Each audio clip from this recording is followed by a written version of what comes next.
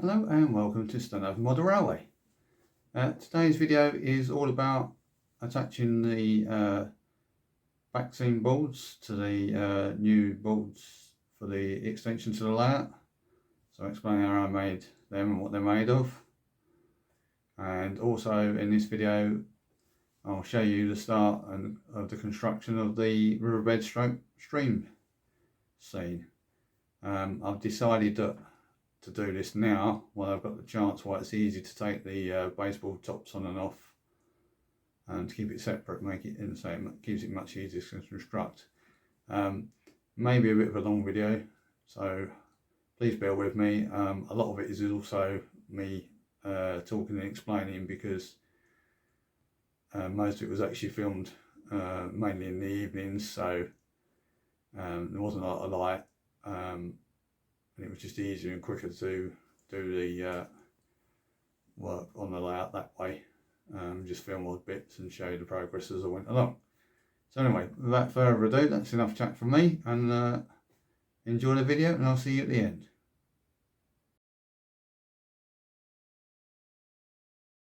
Okay, so I'm obviously in the back bedroom, which come railway room, come computer room.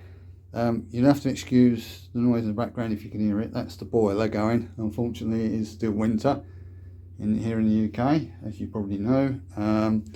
It's cold outside, and unfortunately the boiler's in this room, so I can't do the back, so I've got to eat and keep warm. Anyway, as you can hopefully see from the video, I've now put the back seam board on the replacement filler yard board. It's made of, I've chose 3mm ply for this section. You can see I've screwed it in there with some 16mm, I suppose you would call them panhead screws, to help stop it coming off. I've got plenty all along there to, excuse me shadow, so I've got plenty all along there to help keep it screwed in tight. Because somehow I'm slightly out with the framework, and I don't know how. I did try and corner clamp them when I put them together. But anyway, I'm slightly out of the framework. There would have been a gap behind here. So what I've done, I put a 3mm bit of hardboard behind there. And another reason for doing that as well will be to stop the water pour coming out if I do resin. There may be a gap around the other side, but I'll show you when I get to that. But I'll probably put some filler, like coating the filler around there on the inside to stop it coming off. But I'll try and show you after. So you can see that's all screwed in. I'm going to walk down here without tripping up. It's taking up a lot of the room. On the other end there's a backscene board on there. That's just normal 3mm hardboard. I could have put ply on there, but I thought it would just be easier as a hardboard on this end, because it's just as good, or it should be just as good. I just thought I'd put the ply on this side because it's a longer section, so it might be a bit more sturdy, whereas that one's a shorter one. So hopefully it'll work. If not, I'm going to have to take the board back down when I put it up and actually get around doing them and put ply on there. But so that's that. If you bear with me, I'll show you it standing up. I'll get it stood up and show you that.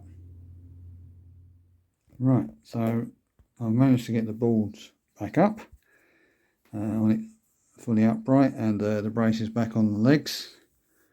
I haven't screwed this baseboard back to the original baseboard yet, but I will do shortly. But I just wanted to show you what it looks back up right. So as you can see, it's all pretty level in height on the back seam boards, that one and that one. Obviously this one's a bit higher. I did intentionally put that a bit higher anyway, because it's a bit higher on that side of the back scene is, and I can always go slightly lower down. Obviously when I'm filming I'll try not to show all that, and I can always paint the edge if I need to in a light blue for the sky, but I'll worry about that when I do it. But yeah, I just thought I'd show you what it looks like now.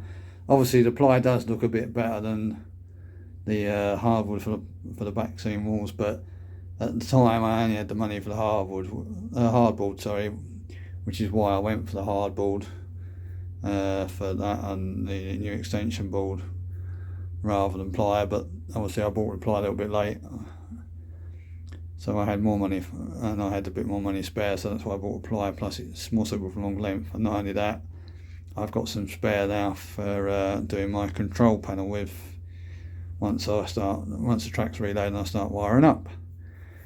And the only other thing, sorry I'm causing shadows, but obviously I said it's the evening and room light. Unfortunately, and I don't know if you'll see it if I get the camera down here, around here where I put one of the screws in for the backscene board, I'll put it slightly so as it comes through the top, so I would have to put filler in there again, and that'll only be a light skim. I've got to do that for the river anyway. Sorry, I'm moving the camera away. Yeah, I'll have to put a very light skim, probably just across the top of the wood there, just to seal the gap. So if I do it with resin, it shouldn't overflow. Hopefully it won't come through any gaps.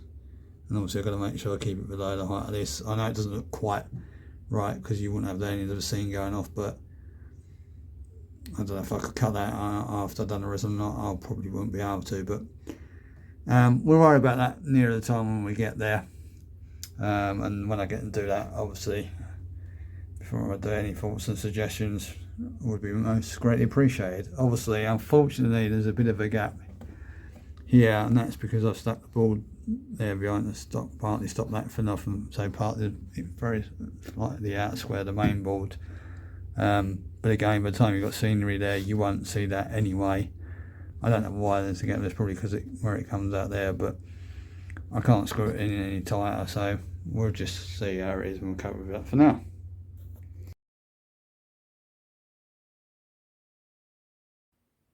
Right, so as you can see, I've taken the baseboard top off the framework.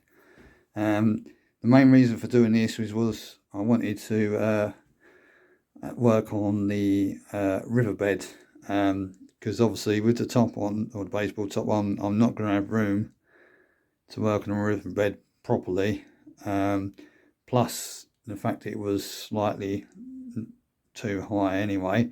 So what I've done, as you can see, I've unscrewed a bit of the backscene board, taken the spacer out, and I've made the cutouts at the back and front a bit lower. As you can see behind the mess on the floor, I've been flattening it away, but that should now be the right height.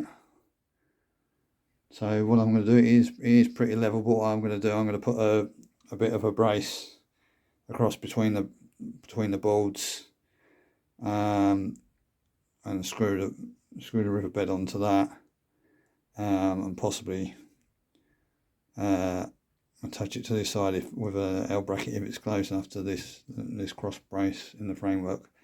But we'll see. I'll come back to you anyway when I've done that. Well, it's a while later, and indeed a few days later. As you can hopefully see, move the camera back. I haven't got very far, but I've tried a little experiment, which is trying to cut the embankments out of some 9mm ply, which is the same size ply which I've used for the baseboard tops.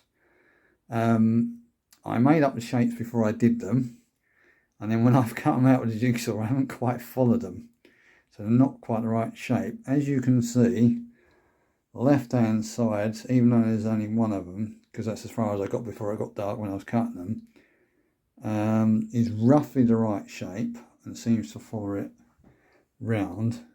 But I think I do need to nick a bit more off of here. Well, get the shape right across there, get that a bit more in a curve there, but also take a bit more out of this, notch a bit more out of here to move this side back a bit. So go underneath. I'm not really sure if you can't see this properly, sorry. Yeah, so it does vaguely line up with the piece of ply I've got for the bed, which again is a 9mm ply, but not quite. So if I do decide to cut it anymore, I'm going to have to cut and trim it around on here, remark it and cut a bit off here, which leave it not very wide. And again, the right hand side 9mm ply, but this is completely really the wrong shape, although I think it's more again that I need to cut a bit more of the notch out here and probably out the back again so I can move them over.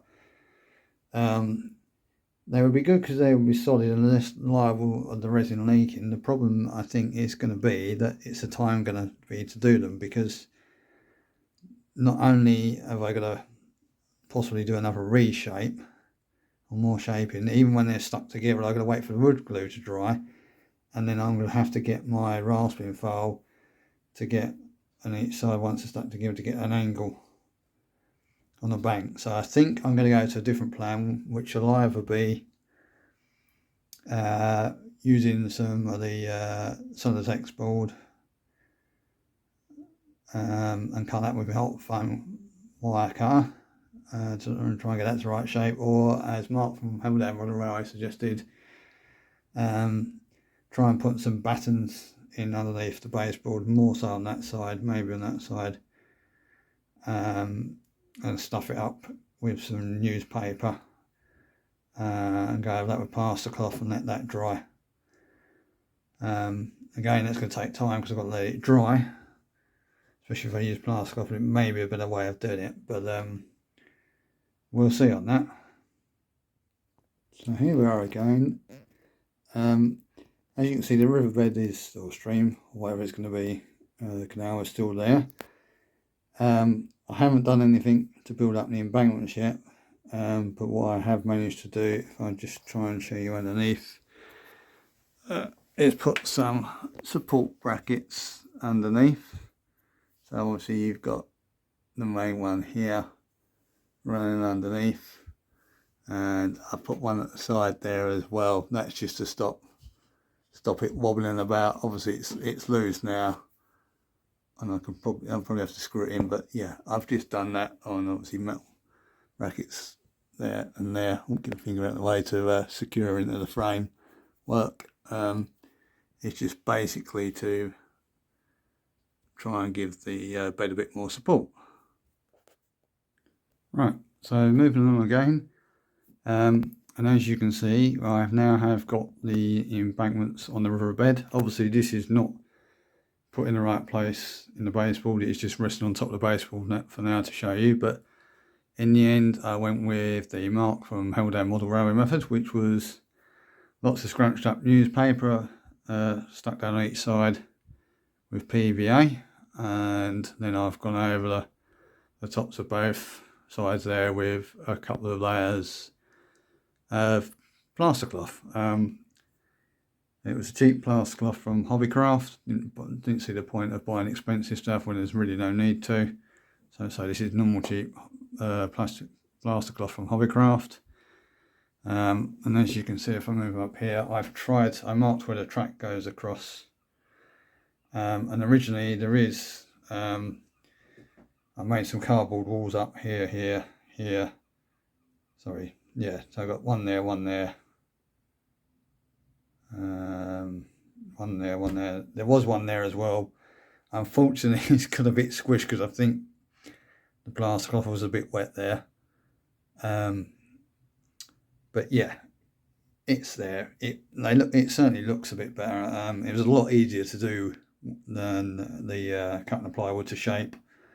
Obviously, it just takes a bit longer in the sense of the drying time of the plaster cloth. I mean, this is now almost 2 days after I've done it, and it's only just dried out now. So the next stage will be to put a light skim filler over it.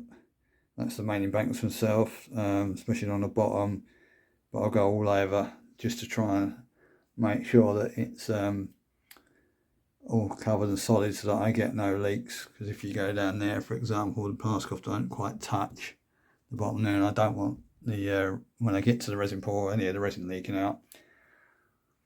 So yeah, that'll be the next stage. I'll probably come back to that in another video, because obviously I've then got to paint up as well. Well, I do hope you enjoyed that video and found something of use in there for yourselves. So sorry it was a bit of a waffle and a bit long-winded in places, but I hope you did enjoy it, but it was the best way for me to do it. As always, I'd like to thank all my subscribers and all my viewers and watchers, and obviously if you haven't subscribed to the channel yet, please do consider subscribing to the channel. It's free to subscribe that subscribe to channels on YouTube after all. And hopefully I'll see you all again soon. Bye for now.